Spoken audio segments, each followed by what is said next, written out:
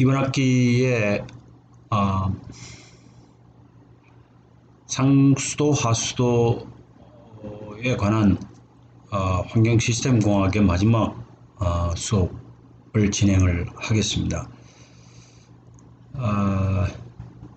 하수를 처리를 함에 있어서 왜 고도 처리를 해야 하는가 하고 하수를 고도 처리함으로써 얻고자 하는 것은 무엇인가 여기에 대해서 우선 설명을 하도록 하겠습니다. 그래서 하수 고도 처리의 목적이라고 하는 것은 가장 중요한 것은 하수에 포함되어 있는 병원균을 살균을 하고, 물론 그것은 하수처리장에서 맨 먼저 하수처리수를 방류하기 전에 마지막 공정에서 주로 사용을 합니다. 그런데 그보다도 거기에 함유되어 있는 나머지 여러 가지 물질들이 허용 범위 내에서 항목에 따라서 처리를 해야 하는 것 중에 이제 질소하고 인을 제거하는 것이 굉장히 중요합니다. 특히 우리나라 같이 사계절이 뚜렷하고 그다음 정체 수역이 가끔 나타나는 하천에서 조류가 발생을 하기 때문에 이 조류를 발생을 시키는 영양 물질인 질소인을 제거하는 것이 방류 수질 기준을 충족시키면서 이 고도하수 처리의 목적을 달성하는 것입니다. 그래서 그다음 두 번째는 뭐냐면 하수 처리수 재이용에 관한 법률에 따라서 지금 공업용수로 사용을 하거나 기타 자병수로 사용을 하는데 상수를 사용하기에는 가격적으로 또는 지원해야 될 재정적인 그 지원금이 상당히 크기 때문에 그것을 절약하기 위해서 또는 이제 공업 산업 단지에서 사용하는 재이용수 또는 산업용수에 관해서 제대로 쓸 수 있는 또는 목적 항목에 따라서 그 수질을 보장받을 수 있는가 하는 것을 하기 위해서 하는 게 하수 처리수의 재이용입니다. 그래서 제거되어야 할 항목 중에 큰 것은 이제 용존 유기물질 또는 이제 무기물질도 있고, 그 다음에 질소물질, 그 다음에 이온성 물질, 그 다음에 병원성 미생물, 금속이온 제거 이런 것들입니다. 그래서 오늘 설명하는 것의 초점은 주로 이제 여과에 관해서 설명을 하도록 합니다. 요즘 하수를 고도 처리할 때에 사용하는 그 멤브레인에 해당되는 여러 기술이 우선 막여과라는 게 있습니다. 막여과라는 게 있는데 막의 종류를 크게 네 가지로 나눠서 볼 수가 있습니다. 그 네 가지 중에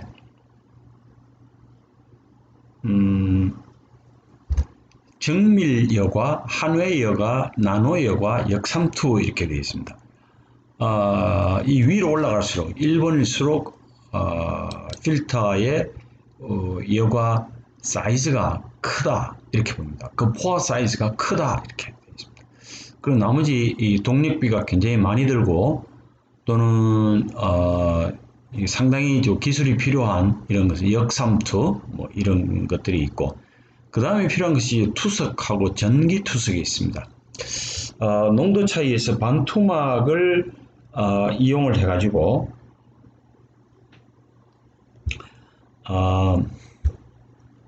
처리를 하는 이 과정이 무기물질을 제거하는 기술 중에 최현대의 기술이라고 할 수 있습니다. 그래서 모식화된 이 입자 제거 개념들을 보면 이 표면이 이것이 뭐냐 하면 멤브레인입니다. 멤브레인에 이 홀이 있는 물리적으로 이 표면에다가 그러니까 이 표피면이라고 하는 것이 멤브레인 표피면에 올라갈 수 있는 물질들이 이 사이즈보다 크면 처리된 폐수의 물질들이 여기 걸리겠죠. 그러면 여기에 이런 이온 물질들 함께 투과수가 따라 내려오게 되겠죠. 이게 기본적인 개념도입니다. 자, 그럼 막여과의 지표를 어떻게 판단을 하느냐 이런 겁니다. 전처리가 필요한가? 그 말은 뭐냐 하면 나노여과나 역삼투를 할 때 과연 이것이 잘 막히느냐 막히지 않느냐 하는 것을 나타내는 지표를 SDI, Silt Density Index라고 합니다. 막여과 지표라고 합니다. SDI는 100을 곱하고 1 빼기 TI를 TF로 나눈 값의 초시간입니다. 그래서 일반적으로 그 문제, 여기에 관한 그 연습 문제를 하나 보면 이렇습니다. 역삼투의 SDI, Silt Density Index. 그러면 일단은 유입수의 SDI를 구하시오. 어쨌든 막을 사용을 한다 그럽니다. 시험 운영 시간은 30분이고 그 막을 통해서 처음에 이 500ml를 받는데 2분이 걸렸고 최종적으로 500ml를 받는데 10분이 걸렸습니다. 그때 SDI를 계산하면 아까 위에 있는 식 100에다가 괄호에 1-TI over TF라면 TF가 얼마냐면 10분 걸렸다고 그랬고 TI는 처음에 초기에 500ml를 받는데 2분이 걸렸다고 했습니다. 그래서 총 시간이 얼마냐면 30분이었습니다. 그래서 2.67이 나옵니다. 267이라는 2.67입니다. 자, 그거를 이제 표에다 보고 이것을 할지 말지를 이제 결정을 합니다. 그것이 뭐냐면 SDI의 방법으로 이제 나타내서 중공사막으로 할 건지 역삼투의 나선형으로 할 건지를 이제 결정을 합니다. 이걸로 봐서는 이제 나선형으로 실행을 해도 되는 것으로 이제 표현이 됩니다. 그러면 그 다음에 이제 화학적 소독은 맨 나중에 부유물질이 제거된 다음에 맨 나중에 방류수에 포함되어 있는 병원성 세균을 살균하기 위해서 사용하는 디스인펙션이라고 합니다. 그럼 결국은 이 마이크로오르가니즘 미생물을 죽이는 것이 아니라 그죠? inanimated 그러니까 활동을 하기에 힘든 그런 상태로 만들어버리는 이런 것을 우리가 소독이래요. 멸균하고는 다릅니다. 멸균은 토탈리 미생물을 죽이는 거고 소독은 일부 활동을 못하게는 물리적으로나 화학적인 방법으로 인해서 이 미생물이 활동을 못하게 하는 그런 방법을 화학적인 소독이라 그럽니다. 그래서 화학적 단위 조작으로 보면 소독에 사용하는 화학물질이 염소가스, 그 다음에 차하염수산 나트륨, 주로 이제 NaOCl, 그 다음에 차하염수산 칼슘, 그 다음에 소독 메커니즘, 소독 영향에 미치는 이 효과에 미치는 영향 이렇게 봤을 때 그러면 염소가스하고 차하염수산 나트륨 이게 물이 들어가면 Na 플러스 OCl 마이너스가 됩니다. 그 다음에 차하염수산 칼슘이 2가 플러스니까 OCl 마이너스 1가니까 두 개가 있어야 되겠죠. CaOCl2 이렇게 되겠죠. 그래서 아까 설명한 대로 소독의 메커니즘의 가장 중요한 것이 미생물의 세포벽을 손상을 시키는 겁니다. 세포벽을 손상을 시켜서 세포의 투과력을 변화시킨다. 또는 pH의 변화를 유도한다. 그래서 원형질의 성질 변화가 되고 효소 활동을 할 수 없게 만드는 효소 활동을 방해하는 방법으로 소독을 한다. 미생물의 DNA, RNA의 변화를 유도한다.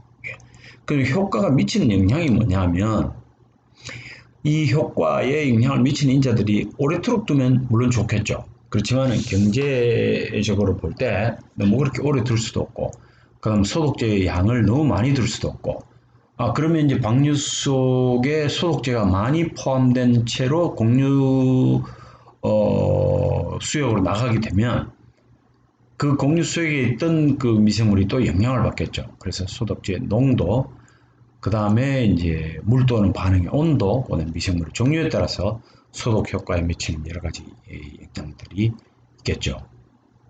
그럼 그거를 화학적 단위 조작에서 이 접촉 시간을 계산하는 이 방법에 대해서 1908년에 칙이라는 사람이 법칙을 만들었습니다. 칙스 로우라고 해서 단위 시간당 미생물의 숫자가 줄어드는, 미생물의 숫자가 줄어든다라기보다는 활동을 못하게 되는 숫자를 마이너스 k의 nt로 계산해서 k는 상수이고 nt는 시간 t에서의 미생물 개체수, t는 시간이고 그 n0를 시간 t0에서 미생물 개체수라고 해서 적분을 하면 nt over n0는 e to the minus kt에서 이 전체의 값은 마이너스 kt로 우리가 확인을 할 수가 있습니다. 그럼 염소 화합물의 화학으로 보면 그러면 염소가스를 물에 넣었을 때 어떤 일이 벌어지느냐 하면 Cl2 플러스 H2와 HOCl 플러스 H 플러스 Cl 마이너스 이렇게 됩니다. 여기 있는 Cl 하나가 1로 가고 여기 있는 수소 하나가 1로 가고 여기 있는 OH가 HOCl 이렇게 됩니다. 그러면 결국은 HOCl이 해리가 될 때는 H 플러스 OCl 마이너스가 됩니다. 여기와 마찬가지로 HOCl이 H 플러스 OCl 마이너스가 되니까 결국은 이 반응 중에 여기에 이 결과물이 HOCl 그 다음에 H 플러스 Cl 마이너스 밑에는 뭐냐면 물은 계산에 들어가지를 않고 염소가스의 농도가 여기 들어갑니다. 여기 해리 상수가 얼마냐면 평형상수겠죠. 4.5 곱하기 10만 4승 25도씨에서 이렇게 될 수가 있습니다. 자, 이 반응의 이온화상수 Ki 값은 어떻게 되느냐? Ki 값 이온화상수. 그러면 이온화상수 여기에서 이게 분모이고 H 플러스 OCl 마이너스가 분자에 올라가게 됩니다. 그러면 이 값이 얼마냐면 3 곱하기 10 마이너스 8승몰 퍼 리터입니다. 자, 이게 해리 상수입니다. 자, 그럼 염소하고 암모니아가 반응을 하면 어떤 화학 물질이 발생을 하는지를 한번 살펴보겠습니다. NH3라고 하는 것은 암모니아입니다. 암모니아하고 HOCl은 언제 생겼냐면 이때 생겼습니다. Cl 가스를 물에 넣었을 때 거기에 암모니아가 있다고 가정을 하면 여기 H 하나하고 Cl-가 여기에 반응을 해서 이런 화합물을 만듭니다. 이것을 클로로가 하나뿐이라고 모노클로로 아민이라고 합니다. 그 다음에 다시 HOCl이 생성이 됐을 때 두 개가 Cl이 들어갑니다. 그래서 다이클로라민. 맨 마지막에 반응을 하게 되면 트라이클로로 아민 이렇게 됩니다. 그래서 이거를 우리는 나이트로젠 트라이클로라이드라고 이제 표현을 합니다. 자, 그럼 염소화합물의 화학으로 보면 그러면 언제 그러면 미생물이 쉽게 처리가 될 거냐 이런 겁니다. 자화염수산은 강한 산화제이므로 아모니아와 빠르게 연쇄 반응한다 그랬습니다. 그래서 어떻게 되냐 하면 NH2, NHCl2, NCl3 이렇게 됩니다. 그러면 강한 산화제이므로 그죠? 이건 투입한 대로 여기서 이만큼을 넣습니다. 클로라인을 Cl2 가스를 이만큼 넣습니다. 처음에 넣으면은 이것이 뭐냐면 이 리듀싱 컴파운드에 의해 가지고 Cl2가 부서지는 겁니다. 이만큼은 소용이 없습니다. 그래서 여기서 이만큼이 이제 콤바인드 이게 이렇게 됩니다. 이것이 생깁니다. 그 과정을 이렇게 표현합니다. 그래서 결국은 프리 리지듀얼 그러니까 염소 이온이 자유롭게 되는 그 시점이 언제부터냐면 이만큼 넣었을 때 이까지는 처음에는 리듀싱 컴파운드에 의해서 소비되는 거고 그 다음에는 부산물이 생기는 이와 같은 물질이 생기는 것에 의한 소비가 여기서 이만큼이에요. 결국은 1에서 7까지입니다. 그럼 그게 다 없어지고 나면은 그때부터는 미생물을 죽이는데 필요한 HOCl이 남게 됩니다. 그래서 우리가 free residual 그러니까 염소이온 HOCl이 순수하게 미생물을 공격할 수 있는 양이 여기서부터 여기까지입니다. 이것이 하수에서의 파과점 염소 처리의 일반적인 곡선입니다.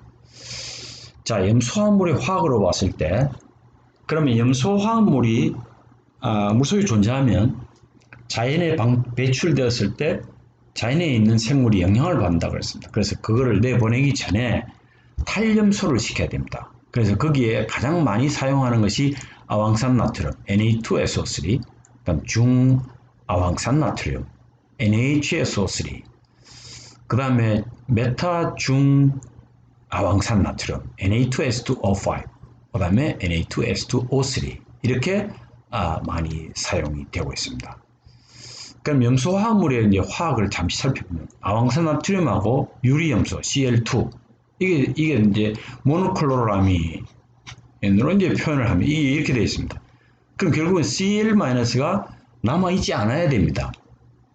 Cl-가 배출수 속에 남아있지 않아야 되니까 결국은 이거를 넣음으로써 Na2SO4, Na2SO4가 만들어지고 Cl은 다른 물질로 결합이 되거나 해리가 되어서 바깥으로 나오게 됩니다. 그것을 우리는 뭐냐면 탈염소화라고 얘기합니다. 마찬가지로 Na2S2SO5하고 Cl2가 있으면 역시 Cl이 없어지고 HCl이 되고 여기에서 마찬가지로 Cl2가 나오게 됩니다. 자, 오늘은 비교적 좀 간단한 내용으로 설명을 했는데 주로 고도 처리에서 하는 것이 부유물질에 해당되는 BOD 성분을 제거하는 멤브레인 여과, 그 다음에 소독 여기에 대해서 주로 설명을 했습니다.